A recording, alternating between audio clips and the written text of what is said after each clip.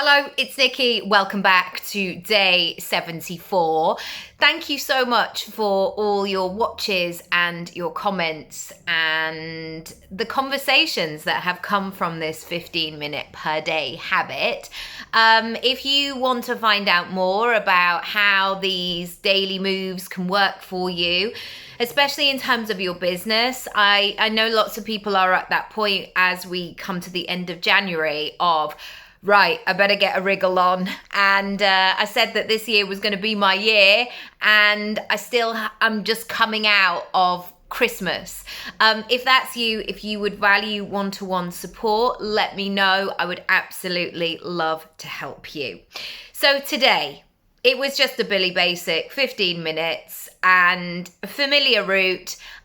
Nothing particularly outstanding about that run today. But I realised and I remembered, because it was the 31st of January 2021 when I ran my first half marathon.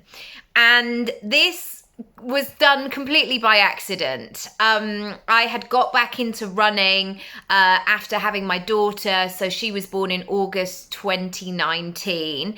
And of course, 2020 was 2020. And I needed that exercise so much.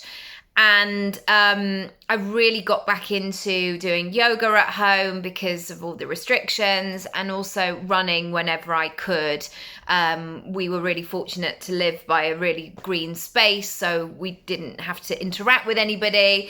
And I needed it. I really needed it. But on this particular day, I set off on a long run, as in I had a vague route in my mind, but I didn't know where I was going to go or what I was going to do. And also I was at that stage where I had begun to calculate and have an understanding of what certain distances were. So I knew, for example, from my house to King's Cross and back, I knew what that was. Anyway, I set off. And I was on a real stride 3 years ago, and I ended up in Camden. I got some beautiful pictures, which you can see on the reel down below.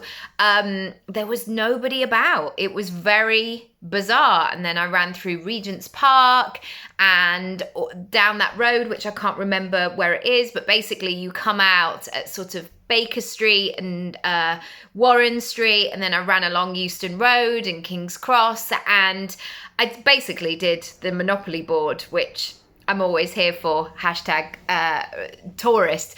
But I got to a stage on my way back where I was in such a rhythm and I was in such a flow that I did this kind of jangled voice note to my family of saying, I'm going to be a little bit longer. And I think that I might run a half marathon today. And when I set off, I had no idea that that would be the case. But something in me on that day, it was a nudge, it was something, it was instinct of me betting on myself and saying to myself, you can do this. And all you have to do is keep moving your legs. That's the only thing you need to do, is keep notching up the miles and also turning down the volume of your head. So I think this happens a lot, and this is why I'm mentioning it. Sometimes we have that innate feeling or that spark or that oh, I'd like to do that, or I think I could do this. And very quickly it's followed by yeah, but who are you to do that? Or, well, you've only had a baby 18 months ago. What are you thinking? Or you've never run a half marathon before. What are you on about? Or just be grateful for the miles that you've done today and go home. I think our mindset can really play the tune of playing small, of doing less than. And bizarrely, as I reflect back on that day, I remember it to be the moment where it was actually very simple. Just keep moving your legs. Just keep looking ahead. Just keep doing the thing. And you'll get there. And I did.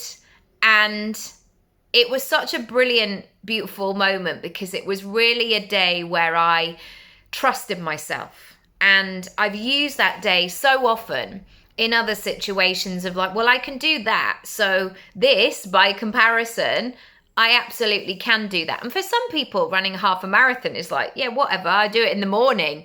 I do it before breakfast, and then I go back and I have my eggs or whatever they do.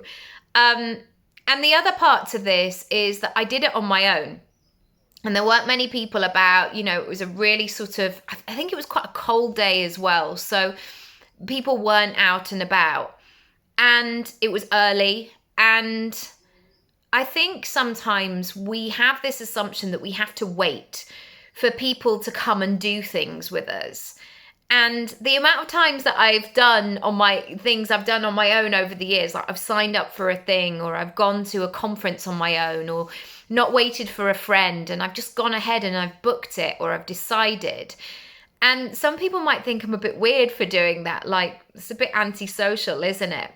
But sometimes, and I think this is something that I have when I choose who I work with in terms of me being the client, I sometimes don't want to sign up for those big group events because I don't want my healing to be somebody else's social media content, essentially.